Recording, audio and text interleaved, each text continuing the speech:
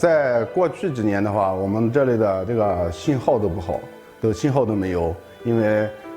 这里3大沟深的有的时间就没有，断断续续的。在2020年5月份的时候，这个中国移动呢给我们建了一个5G 的基站，以后的话手机信号就好了。之后我们在手机上的话，可以监测到我们的茶园呀，还可以在网上就是说做一些销售。